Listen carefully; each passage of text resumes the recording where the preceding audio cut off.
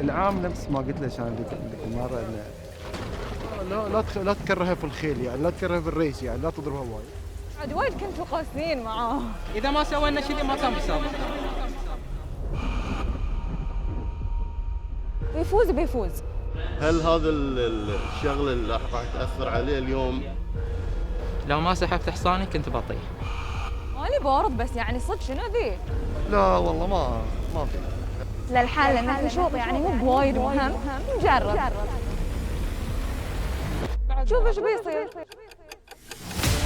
الصدارة والانطلاق حتى الآن بمحاولات من قبل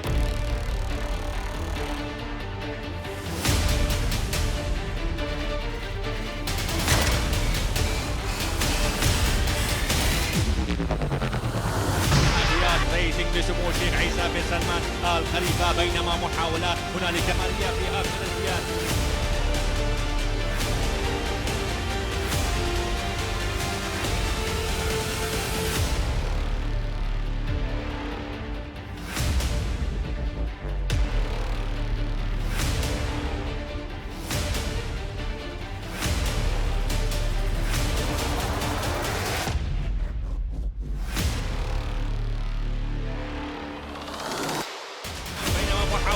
من قبل أرسنال مع الفارس في نيومان، ومن الجانب السياد هنالك انطلاقات يمن يوان برنت بشعار محمد يا ريتك بعد أن يوقف المدرب يوان برنت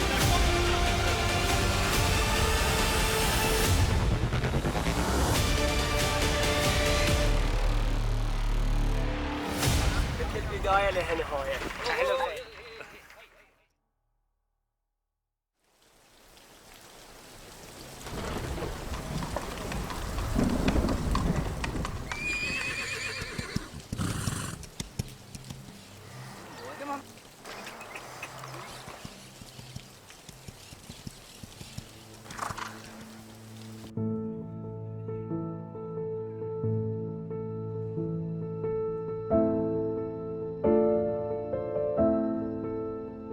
هالأسبوع كل اللي كان على بالي هو شنو الرابط بين الجد والخسارة.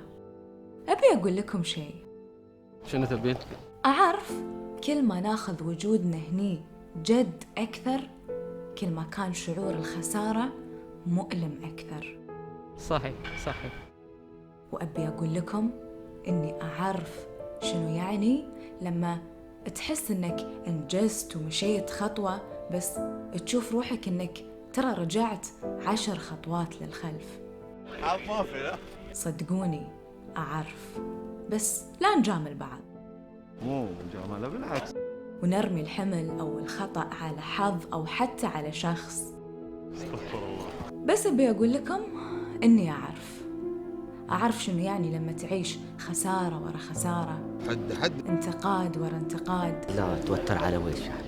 وتسأل أنت إيش سويت أصلاً عشان تواجه كل اللي صار. لا ما في أي شيء. غير أنك كنت تطمح تحقق شيء ما قد صار. شلون ما في؟ كل ما كنت جاد أكثر، كل ما كان شعور الخسارة مؤلم أكثر. ما في اهداف. بس اللي لازم نعرفه أنا وأنتو إن عمر هالخسارة ما كانت تعني فشل.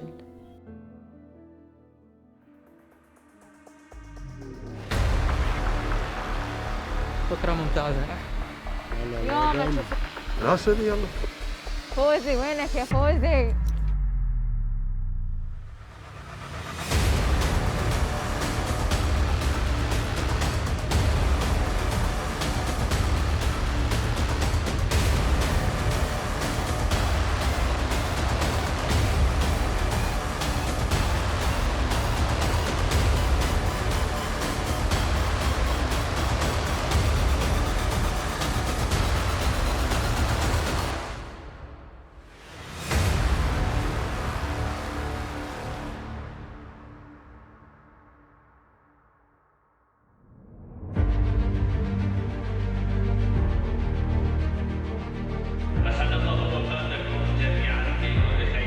ترى أنا لحين في جو السباق الدولي، ولحين ما خلصت كل شيء أبي أقوله، بس ورانا 9 أشواط اليوم، وخلونا نركز فيها، لأن ترى من اللي بيصير اليوم وبتشوفونه بتعرفون ليش قلت لكم ركزوا في أشواط اليوم.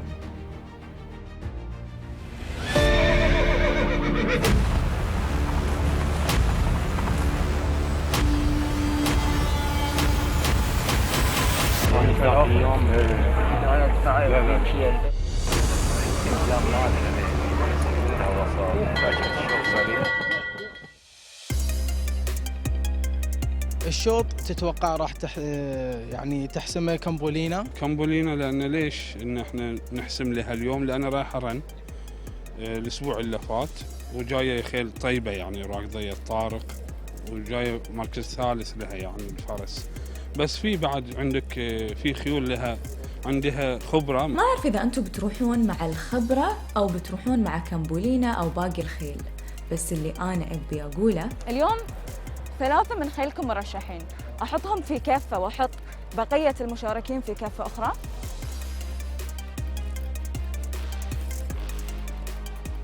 لا أنا ما أعتقد كذي، يمكن بخسوا حق بنبخس في حق من مثلا؟ مثل مقصورة، وعندك يعني باهر ما شاء الله عليه ركض آخر مرة جاء خامس، خيل زينة وطيبة، والمختار بعد. زين، أنا إذا أبي أخلي خيلكم المرشحين في كفة والبقية في كفة، أدخل من الكفة الثانية في الكفة الأولى؟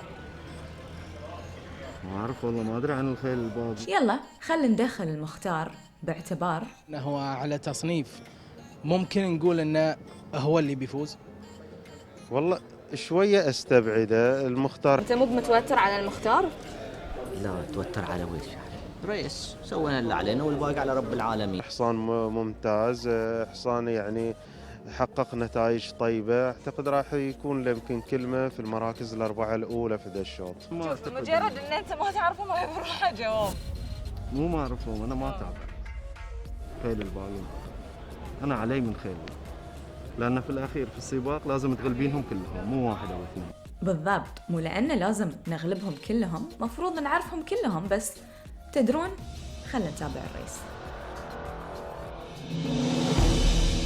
اند ريسينج. ايها السيدات والساده، انطلق الشوط الاول على كاس شركه نفط البحرين بابكو من مسافه 2000 متر لجهاد المبتدئات، انتاج محلي بمشاركه 12 من الجهات، بانطلاقه المختار هو الذي يقود الشوط من البدايه، تلحق به ثانيا مقصوره مع الفارس شيموس كرونن، والمركز الثالث يتواجد مقارن مع الفارس عبد الله فيصل، وتخطف الصداره الان من قبل مقارن مع الفارس عبد الله فيصل. المختار ياتينا ثانيا، بينما مقصورة تأتينا ثالثا، والمركز الرابع بلوشينج مع كارلوس بيينو، والمركز الخامس يتواجد شداد مع إبراهيم نادر، والمركز الثامن المرشح الأولى كامبولينا. إذا نعود إلى الصدارة، والمركز الأول مع مقارن سلالة يا ليتني وحشارة على صدارة هذا الشوط، يلحق به ثانيا المختار بشعار العفو ريسينج مع الفارس لي نيومان الفائز بكأس البحرين الدولي في الأسبوع الماضي. المركز الثالث هنالك تتواجد مقصورة بشعار الهيرمي سنديكيت مع الفارس الايرلندي شيموس كرونن. شداد في المركز الرابع مع ابراهيم نادر، والمركز الخامس هنالك يتواجد شامل مع الفارس احمد مكي، وبجانبه ايضا ياتينا هنالك المرشحه الاولى كامبولينا، وايضا بمحاذاه السياج هنالك ايضا باكو مان. نعود الى الصداره والمركز الاول، هنا تغيرت الصداره الان لمصلحه المختار مع الفارس لي نيومان، خطوه بخطوه مع مقارن. المركز الثالث يتواجد شداد مع الفارس ابراهيم نادر، ومقصوره في المركز الرابع، والمركز الخامس انطلقت المرشحه الاولى كامبولينا مع الفارسه روزي جيسف. إذا نعود إلى الصدارة والمركز الأول حتى الآن مع مقارن، محاولات من قبل شداد، وأيضا محاولات أيضا من قبل باكومان، وأيضا ليفينغ أورد في أول مشاركاته. إذا ليفينغ أورد خطوة بخطوة مع كامبولينا المرشحة الأولى والمرشح الثاني على صدارة هذا الشوط، خطوة بخطوة. هنالك روزي جيسف مع كامبولينا، وليفينغ أورد مع ديفيد إيكن، لكن كامبولينا وأيضا هنالك ليفينغ أورد خطوة بخطوة. كامبولينا يبدو لي هي من خطف صدارة الشوط الأول، بانتظار الصورة النهائية والمعتمدة أيضا من قبل لجنة التحكيم. تدرون معاه حق هشام ما يعرف الباقين إذا كانت خيلهم بتنافس بعض، والباقين وين؟ بس خلونا في كامبولينا الحين. I think she stays well. She's one of these fillies. She does her best at the end. She tries hard, she's got a big heart. She'll go a little bit further again. She won because she ran twice before this race. She won, she's fit, you know. She had a run only 7 days ago, so she was fit, she was ready. Let's hope there's a bit more improvement there still, though. Well done. Thank you very much.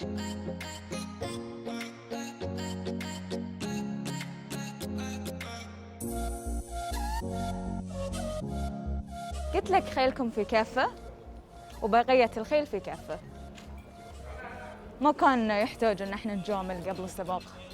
مو مجاملة، بالعكس قدم. عاد الحين هشام لو شنو اقول له مستحيل يقول ايه، مع انه انا وهو وانتو نعرف ان هالكلام صحيح.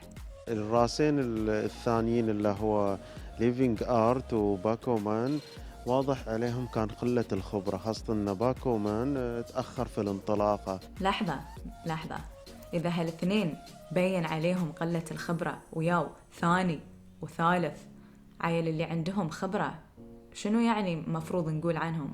اي لأن جودة الكواليتي السلالات اللي عنده أفضل من غيره. بس هذه المختصر صح؟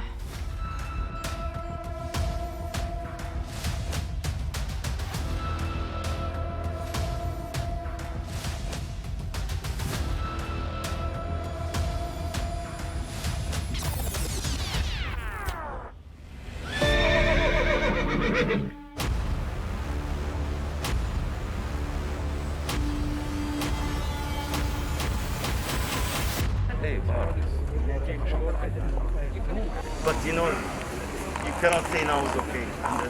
Oh no. سباق توازن من 0 إلى 30 والمسافة 1600 متر. والخيل عددهم مو قليل، ودام السباق توازن كالعادة بنقول بنعتبره مفتوح، والله بنقول محسوم حق حصان. والله مثل ما تفضلت وقلت انا اتوقع انه بيكون شوط مفتوح.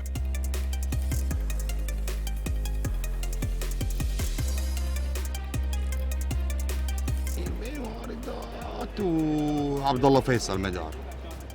الثالث. ثالث؟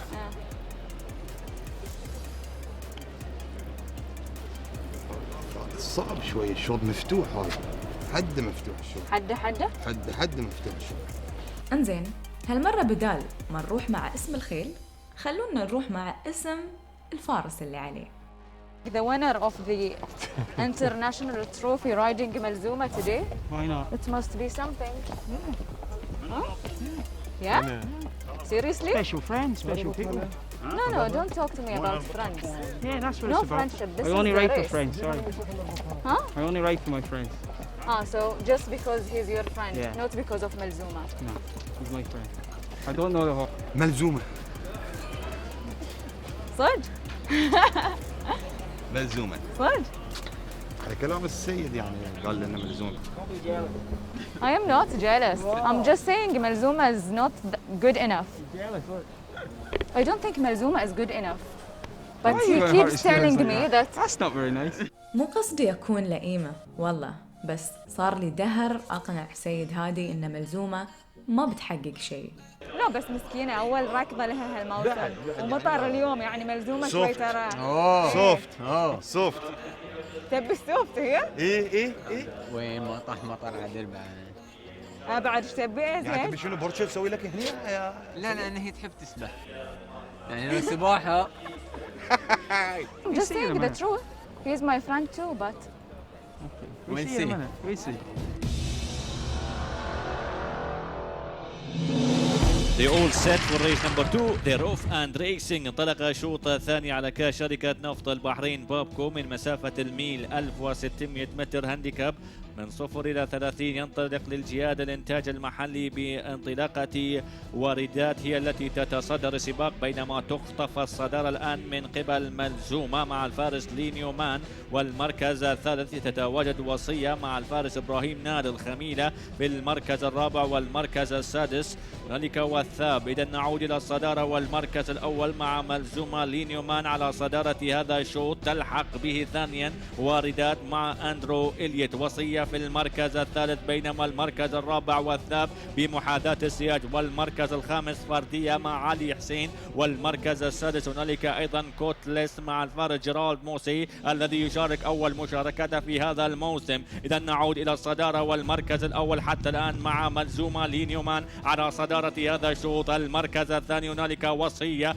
هنا بدأت الآن بالتقدم بخطوات ثابتة إلى صدارة هذا الشوط، وهنالك من محاذاة السياج انطلاقة واردات مع الفارس أندرو إليت. لا تزال الانطلاق حتى الآن مع ملزومة، بينما تخطف الصدارة الآن من قبل وصية إبراهيم نادر على صدارة هذا الشوط، بينما محاولات من قبل مدار مع الفارس عبد الله فيصل وكيف فيكتور مع دينسون رودريغيز. إذا الصدارة مع وصية إبراهيم نادر على صدارة هذا الشوط، بينما محاولات قائمة هنالك من قبل مدار مع الفارس عبد الله فيصل. هنالك وصية على صدارة هذا الشوط، بينما مدار قادمة أيضا لخطف صدارة الشوط الثاني على كاش شركة نفط البحرين بابكو. إذا مدار هي من تنتزع صدارة الشوط الثاني بقيادة الفارس عبد الله فيصل وبشعار سمو الشيخ حمد بن عبد الله بن عيسى آل خليفة.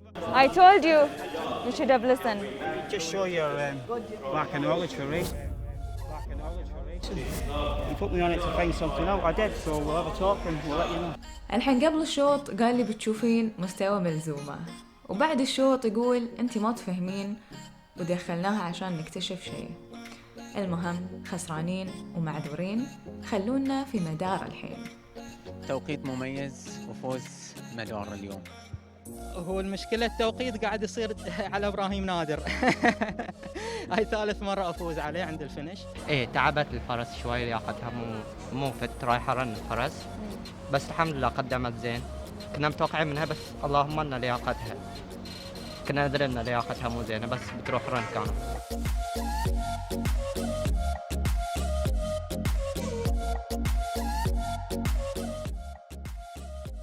حظ ما في، لا حظ ما في؟ كانوا متفارضين يعني ما عارف الصراحة، آخر لحظة خلاص ايه انتهت حظوظكم والسبة مدار. يعني احنا شفنا لو عبد الله كان متاخر شوي بعد كان وصيه خلاص يعني قدرت ان هي تفوز. تقريبا مثل ما ذكرت قاب قوسين وادنى انها تحرز المركز الاول، بس عبد الله فيصل انتظرت شوي لان حسيت ان الفرس بتقدر تفوز وعندها يعني طاقه، قلت ما بستعجل عشان ان انقض في اخر الامتار.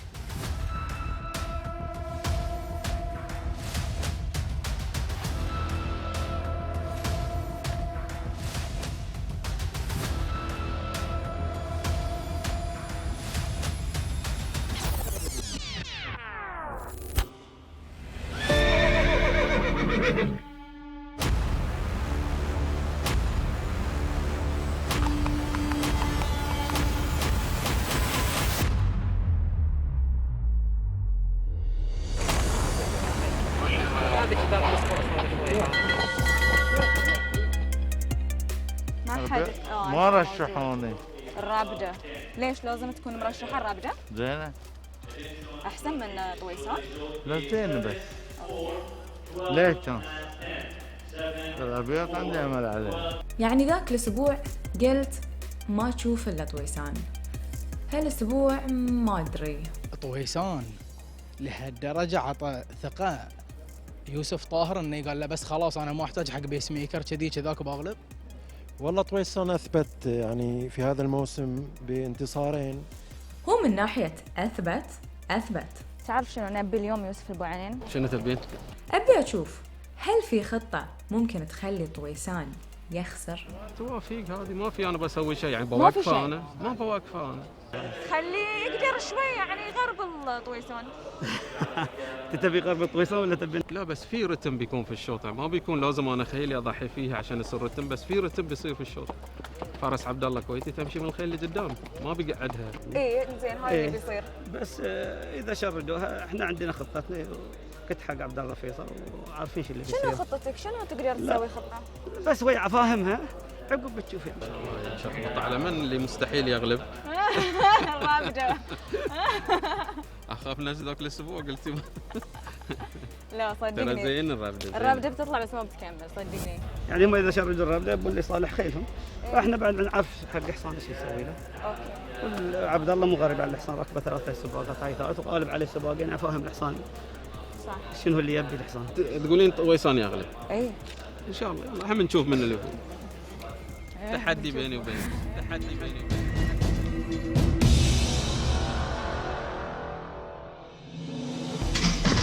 اند ريسنج انطلق الشوط الثالث على كأس اللجنة الأولمبية البحرينية للجهاد العربية الأصيلة والمسجلة في منظمة الوهو بمشاركة 5 من الجهاد العربية بانطلاقة الربدة 1749 مع الفارس شيموس كرونين، يلحق به ثانيا الصقلاوي 1757 مع الفارس عبد الرحيم جاسم، والمركز الثالث يتواجد الجلابي 1683 مع الفارس حسن الصفار، بينما المرشح الأول طويسان 1762 في المركز الرابع، والمركز الخامس الصقلاوي 1772 مع مارشالس جارس. إذا نعود إلى الصدارة والمركز الأول مع الربدة 1749 تخطف الصدارة في هذه الآونة من قبل عبد الرحيم جاسم مع الصقلاوي 1757، والمركز الثالث يتواجد حسن الصفار بمحاذاة السياج مع الجلابي 1683، والمرشح الأول طويسان في المركز الرابع، بينما المركز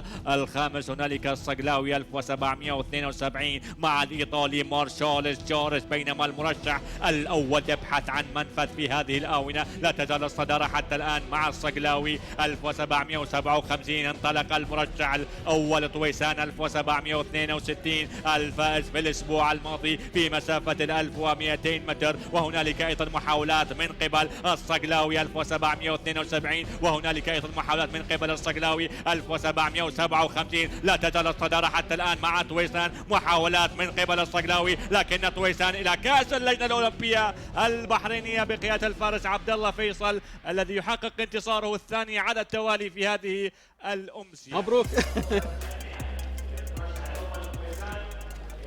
يبين ترى طويسان خلاص يعني من الخيل اللي بتصير توب توب توب من ذاك الموسم، يعني كان هيلون رايح فوق رايح فوق رايح فوق، الحين خلاص.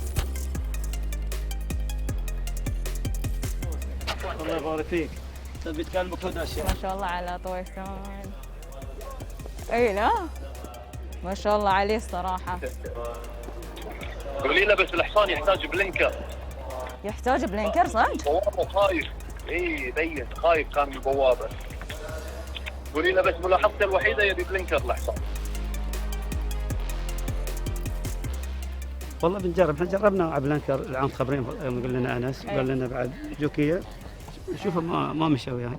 اوه صدق تعالي. اي حطينا بلانكر حطينا تشيك بيسس ما مشى وياي، الحين ماشي زين بس يتخوف من الشاشه، وان شاء الله بنجيبه تمرينه. المشكله نخاف نجرب، الحين الحصان قاعد يعني يصعد، نخاف نجرب ونخرب الحصان مره ثانيه. ما علي، انا اعطيت يوسف طاهر الحل. شنو الحل؟ في الشوط مو بمهم، خلينا نجرب بلانكر انزين ونشوف، عشان في الشوط المهم تعرف اذا كان خلص بلانكر ولا لا. ان شاء الله. فكره ممتازه. اوكي زين خوش. شكرا. عموما طويسان اثبت انه هو بطل وفرض نفسه. صراحة أثبت هذا الموسم، يعني تطور كثير عن الموسم الماضي، يعني في 1200 وال1004 اليوم أنا أعتقد أن هذا يعني بينافس في الكؤوس الكبيرة.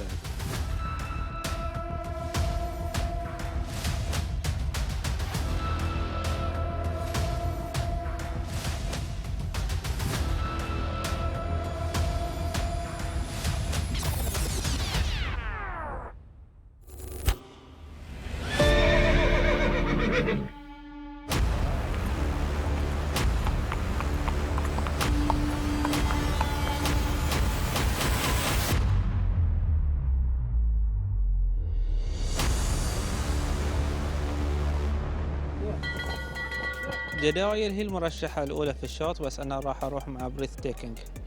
ليش ايش معنى حن انت يعني ثاني شخص يقول لي انا بروح مع بريث تيكينج؟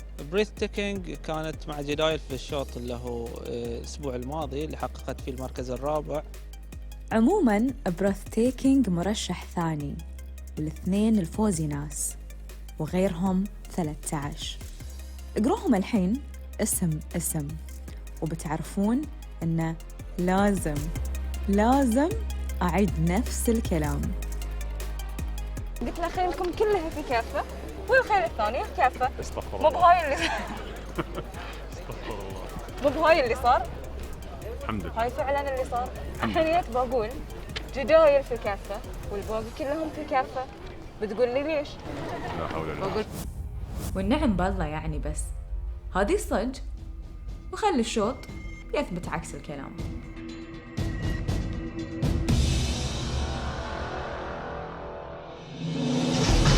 ظروف اند ريسينج ايها السيدات والساده، انطلق الشوط الرابع بمشاركه 14 من الجهاد اللوكال انتاج محلي على كاس نادي راشد للفروسيه وسباق الخيل من مسافه 1000 متر بانطلاقه مصايب هي التي تتصدر السباق من البدايه، بينما تلحق به ثانيا هنالك ايضا بيلتي ستوتر مع رونا بندار، بينما تغيرت الصداره الان لمصلحه بريث تيكينج مع الفارس ديفيد ريجن. المركز الثاني المرشحه الاولى جدايل مع الفارس حسين مكي وكيتي إلدر في المركز الثالث، بينما المركز الرابع هنالك ايضا تتواجد تبيان مع الفارس حسن الصفار. اذا نعود الى الصداره والمركز الاول حتى الان مع بريث تيكينج، سلاله باتت بريث على صداره هذا الشوط، بينما محاولات من قبل جدايل مع الفارس حسين مكي، ومن جانب الاخر هنالك كيتي إلدر مع عبد الرحيم جاسم. هنا جدايل تتصدر السباق، محاولات ايضا من قبل بريث تيكينج، خطوه بخطوه على خط النهايه جدايل وبريث تيكينج. جدايل اذا المركز الاول وصدارة هذا الشوط، المركز الثاني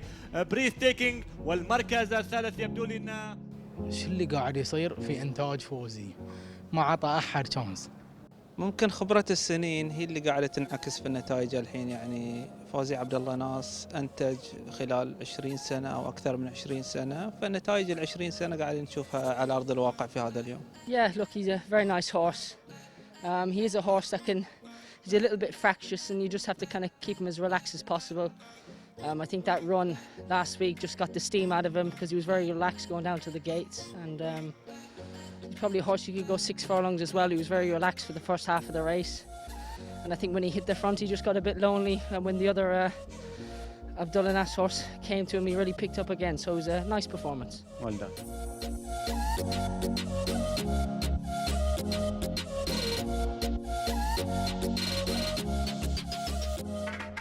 بقول لكم خلينا نرجع نشوف بعد. هنالك كيتي إلدر مع عبد الرحيم جاسم، هنا جدايل تتصدر السباق، محاولات ايضا من قبل بريث تيكينج، خطوه بخطوه على خط النهايه جدايل وبريث تيكينج. جدايل اذا المركز الاول وصداره هذا بريث تيكينج وجدايل فايت بروحهم، يعني ما شفنا منهم اللي ممكن نقول بيقدر ينافسهم اصلا.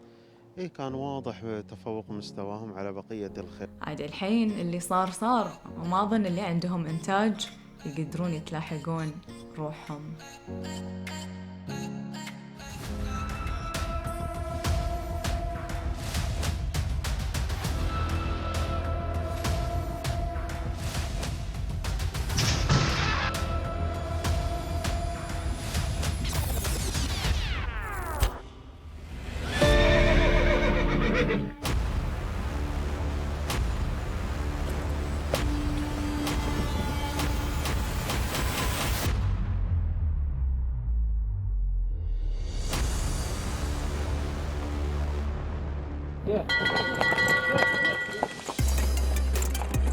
نادرا ما نشوف خيل من عندك مرشح أول.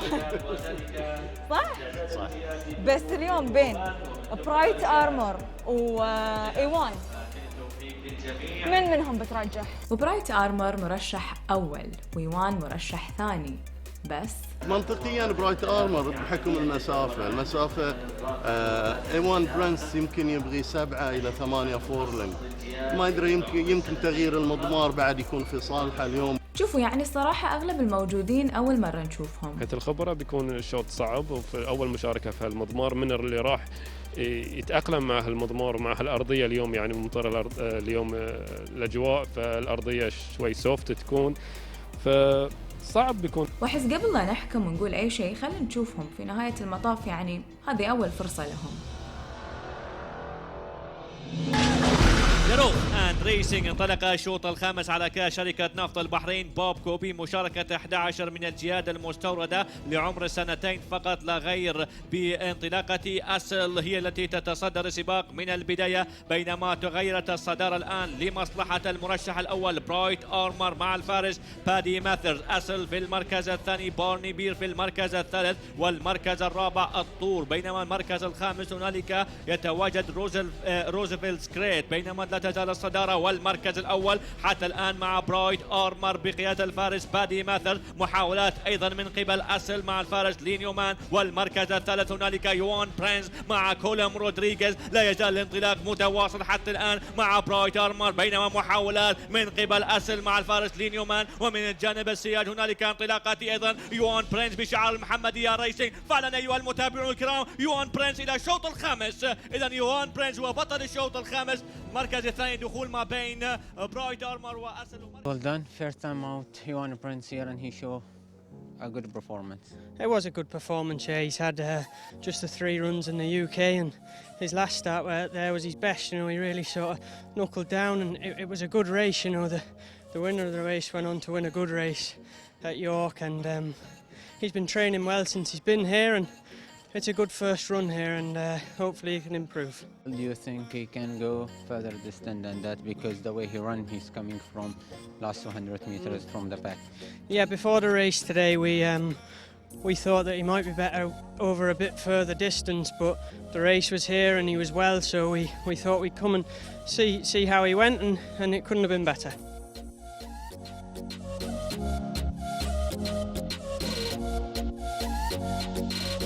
بس بعد هالشوط بالذات خلونا نقول إنه مو مقياس وتو الناس بس. شيخ سلطان، انا اشوف يعني ما شاء الله عندك خيل، بس ما اعرف استراتيجيتك هالسنه شنو، للحين مو بعرفه اقراها. يعني انت قاعد تجهز خيل حق شنو بالضبط؟ حق نستانس. عش جهز خيلك شنو؟ يعني هدف سمو الشيخ سلطان هالسنه شنو؟ نعم. عشان احنا نعرف نتابع. ما في اهداف. سابق بالخيل ونستانس مع الربع هنيك.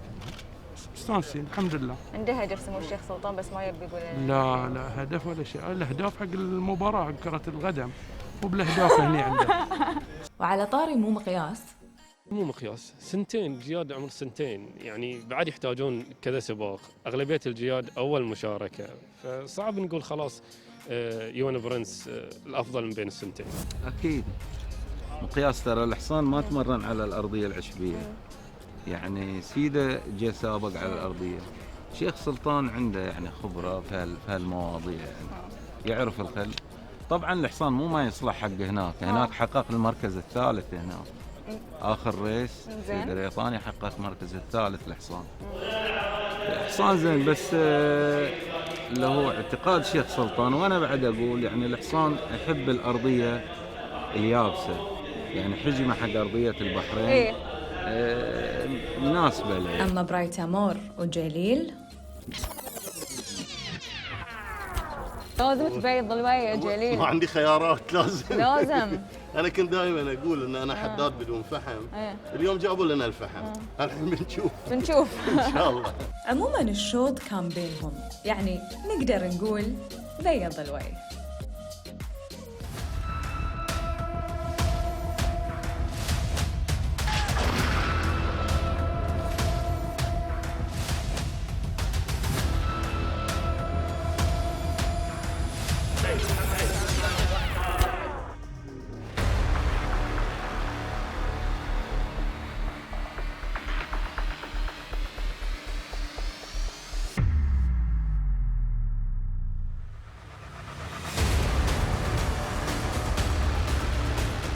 كلهم شنو واقفين؟ مو خذنا منه. نو لو في بقول اسم كبير.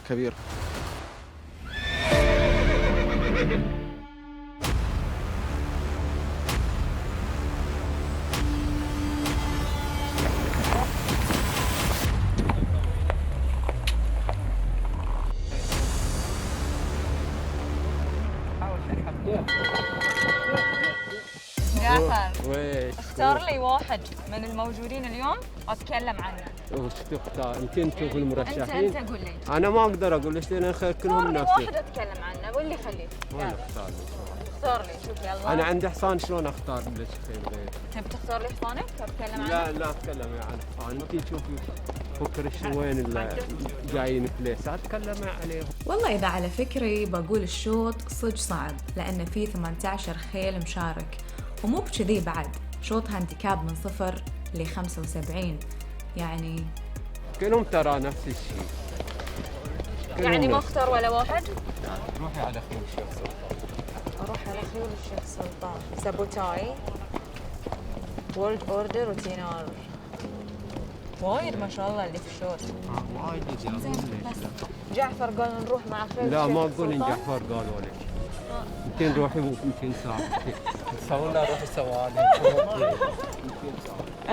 زين بروح بروحي. 14 زين. سابوتاي؟ ايوه وقردر زين. وايد ناس مع خيل المحمدية. طبعا حصان من اي واحد فيهم؟ وورد اوردر. المستوى متذبذب، يعني ما نشوف له مستوى ثابت، بس اذا رجع مستوى بكون واجد خطير في هذا الشوط.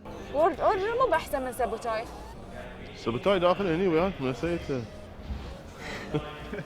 إذا كان هو بالمستوى اللي قدمه في الشوط الأول لما حرز المركز الثاني راح يتفوق عادل الجاد. شروا بنك يا جماعة خلاص.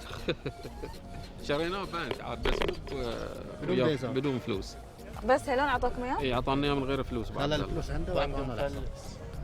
بنك خالي. هاي درجة يبون يتخلصون من بنك خلاص روح. مدة أسبوعين لا تكفي إن تعرف على ما يتعود الحصان على الأكل الجديد والتمارين. طبعا بيختلف عليه التمارين، يمكن يقدم ويمكن ما يقدم في هذا الشوط. حسن ليش اخترت اوديسا؟ اوديسا ابويها من دبي بس ما صار لنا نصيب. صدق؟ اخوي يدري. زين وعقب شلون اقنعتوا حسن ان تاخذونها من عنده؟ هو عرف ان حسن يبيه فقال ما دام حسن يبيه ببيع حياه. والله من النظره اللي اعطوك اياها احس مو بصدق. ما عجبت حسن. ما شاء الله عليه صرت اعرفكم من العيون. زين الحين من بتختار؟ والله نفس الشيء، هاي يفوز سبتاي يفوز نفس الشيء، ما عندي مشكلة. As long as they will run well, huh?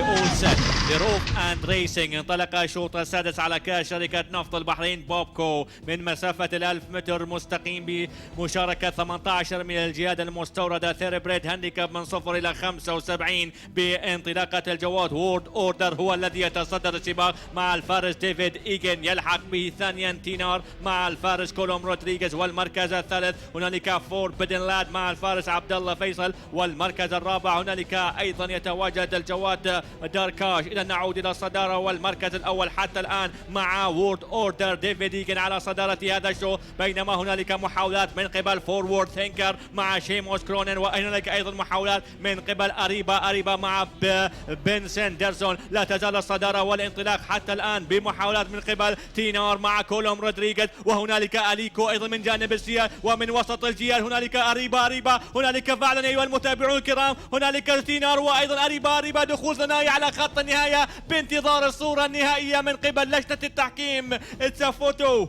between أريبا وتينار. A quick double for you and for your team. Yeah, really pleased. You know, I've only been here a couple of weeks and we're having some good success, so it's really nice. I'm happy.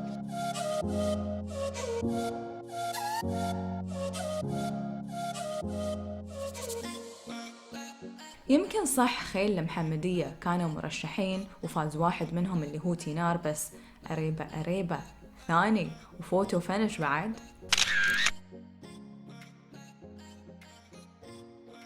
Ran well after a break. It's not ran for a long time. He's travelled well and they'll come along from the run. And do you think he could have a win next time? Yeah, definitely, 100%. I think he'll win next time. إن شاء الله.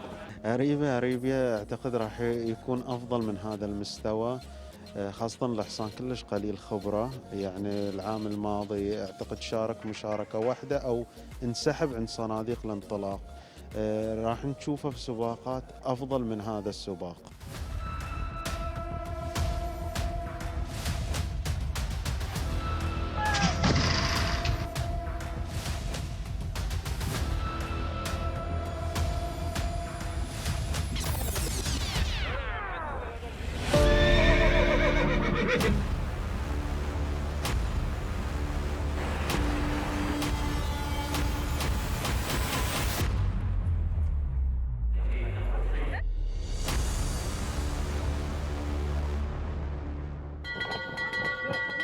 من وجهة نظري هذا نعم.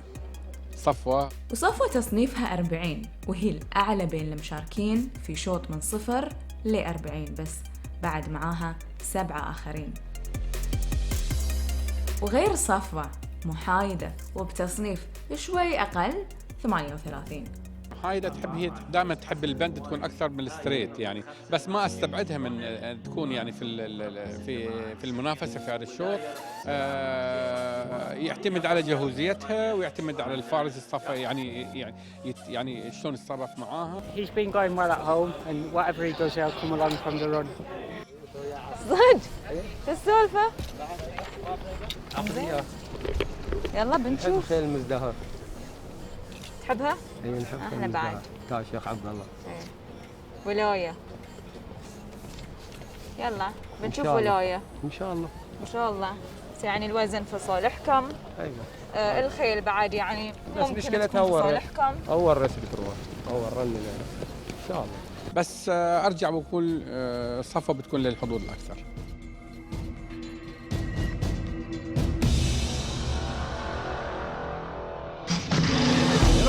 ريسينج انطلق الشوط السابع على كاس شركة نفط البحرين بابكو من مسافة 1200 متر مستقيم بمشاركة 8 من الجهاد بانطلاقة صفوة هي التي تتصدر السباق من البداية بينما تخطف الصدارة الآن من قبل شموخ مع الفارس علي سمير تلحق بثاني هنالك شامخ مع الفارس إبراهيم نادر صفوة في المركز الثالث والمركز الرابع نيفي بلو والمركز الخامس هنالك ولاية وثالثا هنالك ياتينا هايل والمركز السابع محايدة وماريا في آخر الجهاد. إذا نعود إلى الصدارة والمركز الأول حتى الآن مع شموخ سلالة هابي توداي وتمال بينما انطلاقة شموخ من جانب السيال مع الفارس إبراهيم نادر وانطلاقة صفوة من وسط الجهاد مع الفارس عبد الله فيصل ومن الجانب الآخر هنالك انطلاقة نيفي بلو مع حسن الموالي. فعلا أيها المتابعون الكرام لا تزال الصدارة حتى الآن مع صفوة محاولات من قبل محايدة مع بن سندرسون ومن جانب السياج هنالك انطلاقات شامخ مع إبراهيم نادر. إذا شامخ هو الذي يتصدر السباق محاولات أيضا من قبل محايدة لكن هنالك شامخ هو الذي يتصدر السباق ويقترب من انتزاع الشوط السابع. إذا شامخ هو بطل الشوط السابع. دخول ثنائي على خط النهاية ما بين صفوة وأيضا محايدة. لا متألق أنت أسامة هاشم هالموسم.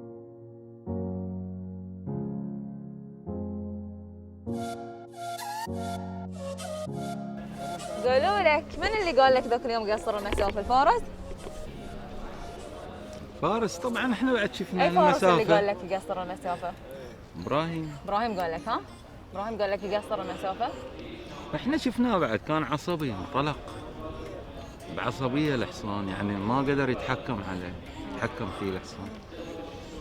قلنا بنسوي خلاص قررنا 1004 1200 ويمكن نجربه 1000 بعد. بس والله ما شاء الله زين. واخيرا ابراهيم نادر غلب عبد الله فيصل ها؟ ايه تونا نقول. الحمد لله هذا كله بفضل الله توافيق والحصان عنده مستوى. اتذكر الشوط لطاف خبرتكم ان الحصان لو ما افتر السر كان بيكون افضل بيقدم افضل وكان خيل شويه اضعف من لين هالمره اقوى فالحمد لله. ومحايدة تعرفون اني احبها بس يعني هي هذه مستواها وبعد محايدة تبغي الكسر. وصفوة ما عليه صجات ثالث بس ما أدري تعرفون شنو أحس صح؟ والله تقدر تقول 50% الميزان ما خدمها و50% أنا أشوف أن سرعة الشوط. مو بس كذي يعني ترى شامخ طالع من عند جيمس وأدى الحين أحسن من صفوة اللي عند جيمس. في شيء أظن يحتاج تحليل شوي بس بعد ما نبي نستعيل.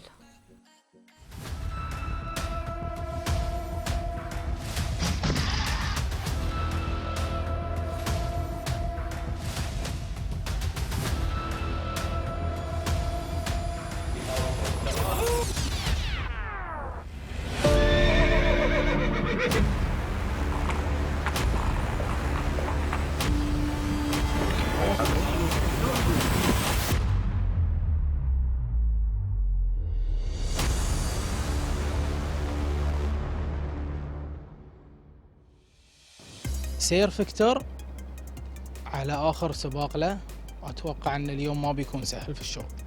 ما راح يكون سهل في الشوط ولكن في جهات جيدة في الشوط نفسه. وسير فيكتور مرشح أول بس مع حصان العاديات الجديد بريث اوف اير مرشح ثاني مع جيرالد موسيه، وتيمور المحمدية مرشح ثالث.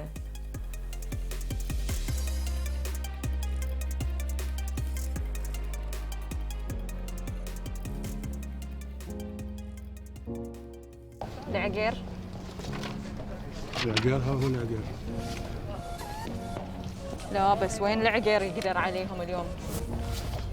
وين يقدر على سير فيكتور؟ وين يقدر على بريث اوف اير؟ بناء على السباق اللي شفناه في بريطانيا الجواد بريث اوف اير، جواد الامير خالد العبد الله ركضه ممتاز، فاتوقع انه راح يكون منافس شرس في هذا الشوط.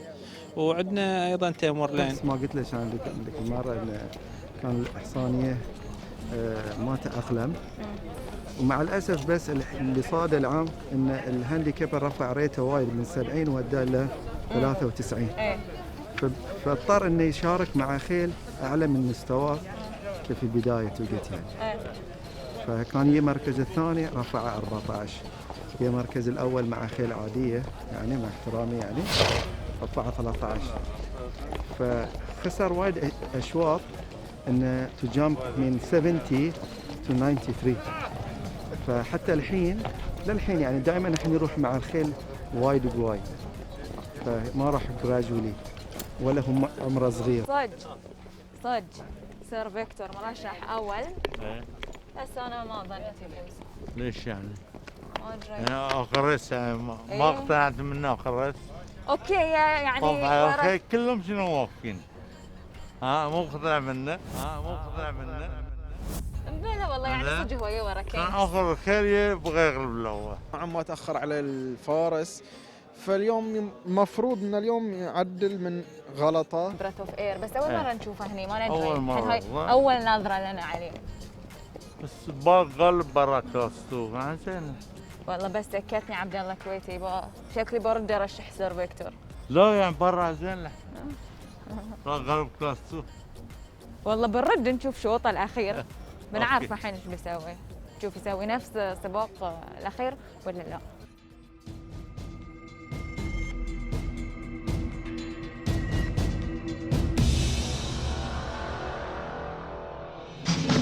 روف اند ريسنج. ايها السيدات والساده ايها المتابعون الكرام، انطلق الشوط الثامن على كاس شركه نفط البحرين بابكو من مسافه 1400 متر بمشاركه 16 من الجهات بانطلاقه جيمي اسي هو الذي يتصدر السباق من البدايه خطوه بخطوه مع بريث اوف اير للعاديات ريسنج مع جيرالد موسي. المركز الثالث يتواجد مرحبا مليار مع الفارس ابراهيم نادر، بينما المركز الرابع تمر لين مع بادي ماثر، والمركز الخامس هنالك يتواجد حوت مع الفارس ديفيد ايغن. نعود الى الصداره والمركز الاول مع بريث اوف اير الذي انطلق من البوابه السادسه عشر هو الذي يتصدر سباق. المركز الثاني جامي اسي في محاذاه السيار، والمركز الثالث مصيب، بينما رابعا تمرلين في المركز الخامس. هنالك انطلاقه ايضا حوت مع الفارس ديفيد ايغن. لا يزال الانطلاق متواصل حتى الان مع بريث اوف اير للعاديات ريسنج لسمو الشيخ عيسى بن سلمان الخليفه، بينما محاولة هنالك انطلاقة تمرلين مع الفارس بادي ماثر، ومن الجانب الآخر هنالك انطلاقة المرشح الأول سير فيكتور مع شيموس كرونين، لكن المرشح الثاني بريث اوف اير بفارق 4 أطوال على صدارة هذا الشوط. ومحاولات أيضا من قبل جواد مانهاتان بريج أيضا قادم بقوة لانتزاع هذا الشوط. إذا مانهاتان بريج من يقطع صدارة الشوط الثامن. المركز الثاني بريث اوف اير، والمركز الثالث يتواجد تمرلين. لحظة شنو ذي؟ شو أقول؟ من وين طلع؟ ولا متى طلع؟ ولا إيش صار في بريث أوف إير؟ صدق شنو ذي؟ من هتان برج، أول مشاركة أول انتصار.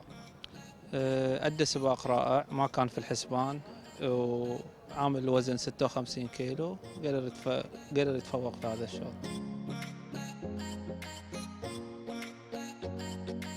قبل الشوط كنتوا تعرفون هالشوط لكم؟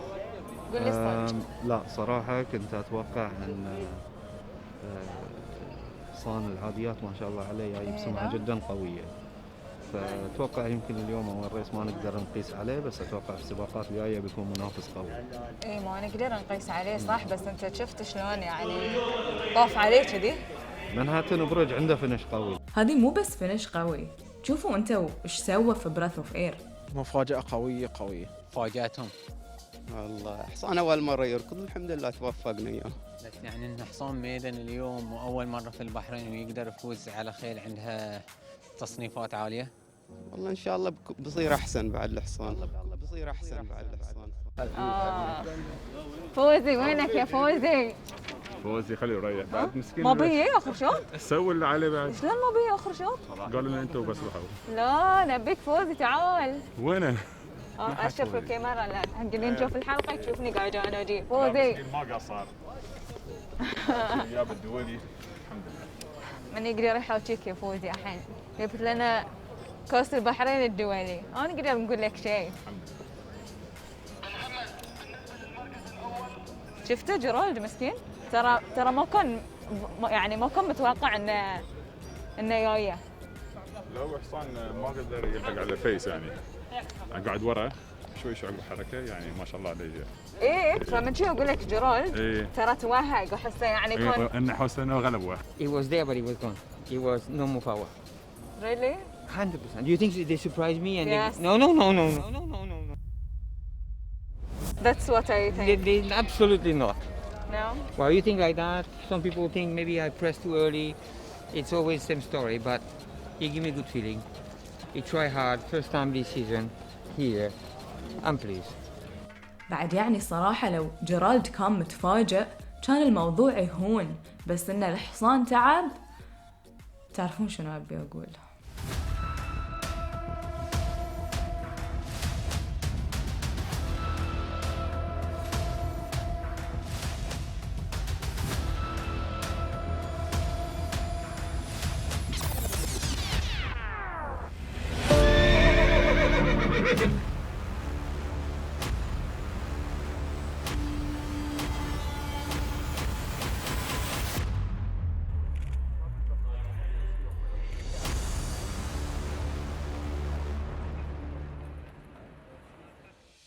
انت ترشيحاتك بتكون في صالح من؟ KHK. بس المرشح الأول ماكاك الفيكتوريوس، وصرتوا تعرفون ماكاك زين، يعني كل اللي أقدر أقوله ماكاك بيخلي بيوتشان بيفوز. والله اليوم بيبين. انا اتوقع بيوتشامب الجواد التدريب هشام الحداد وقياده ديفيد ايجن اتوقع انه يحقق الفوز في هذا الشوط. ماكاك اذا انهد بروحه شنو بيصير؟ اذا هدوا بروحه قدام سلام خلاص. انت شنو احساسك؟ تعرفهم اثنيناتهم عدل. تحس ان ماكاك بيخلي بيوتشان بيفوز؟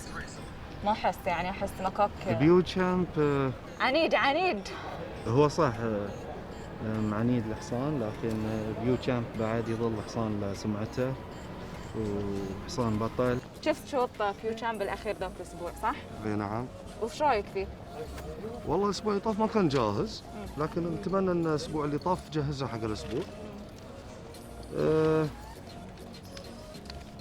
يعني مرشح الثالث هو، لكن نتوقع منه ان الحين هو يصير مرشح ثاني. اوستن باور مو في الشوط، فجم اوستن باور مو في الشوط، فانا بقول يا ماكاك يا بيوتشامب، وانت تعرف ماكاك عنيد.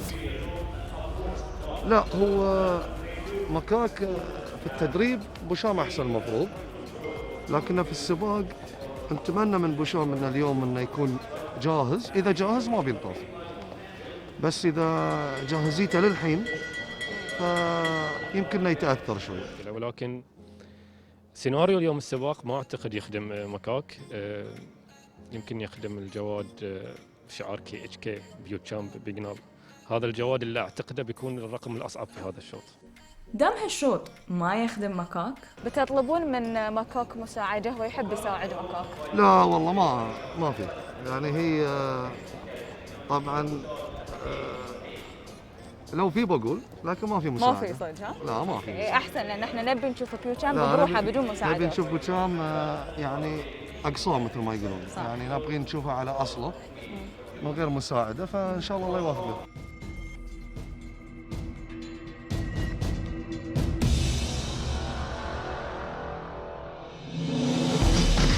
دروف اند ريسينج. أيها المتابعون الكرام، أيها السيدات والسادة، انطلق الشوط الختامي على كأس شركة نفط البحرين بوبكو بمشاركة 8 من الجياد المستوردة ثيربريد بانطلاقة نبراس باونتي خطوة بخطوة مع ماكوك المرشح الأول في هذا الشوط، الفائز في الأسبوع الماضي في مسافة الميل. المركز الثالث يتواجد راس الأسد مع كولوم رودريغيز. لايت أنجل في المركز الرابع، والمركز الخامس هنالك يتواجد سولار فلير بمحاذاة السياج، والمركز السادس هنالك ايضا انكلينيشن مع اندرو إليت، والمركز الثامن هنالك بيوتشم بيجنال، والمركز الثامن ايضا سترونج تشالنج.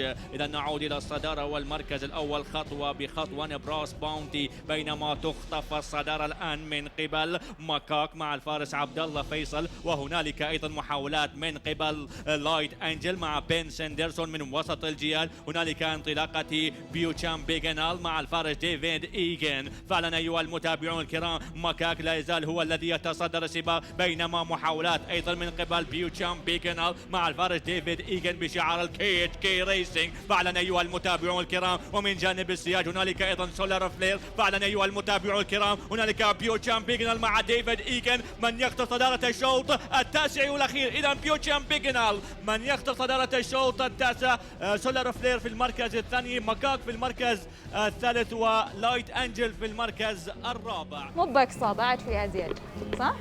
هاي مو بقصة، بعد في ازيد. بعد بيجاز اكثر؟ اوكي، الحين اقتنعت ان ماكوك ما ساعده.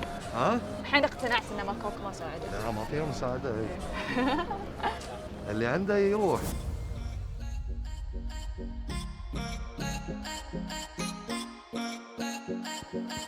A good double for you. Beauchamp, he showed himself today. Yes, fantastic. He had a little look when he hit the front. I think there's more to come from this horse. We had the visors first time today, and it took him a little while to get used to them. And when he hit the front, I think the visors just helped him today to get the job done. But look, he's a very genuine horse with more improvement to come. الحصان في آخر 200 متر قدم تسارع كبير، يبين الحصان انه يبي المسافة الأطول شوي، 1006 خلينا نقول 1 مايل إلى 1 مايل 1 فورلينج.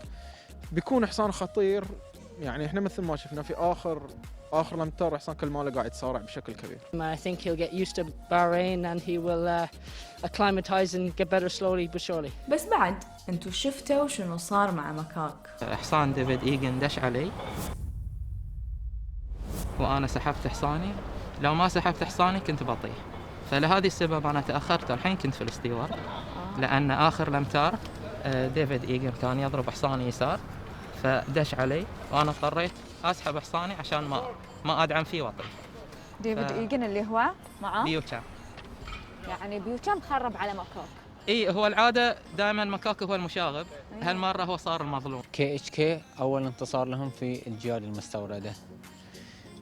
KHK انتظروا KHK من خارجيا وداخليا، برا البحرين وداخل البحرين، بيكون اسم كبير كبير كبير، اسم كبير كبير.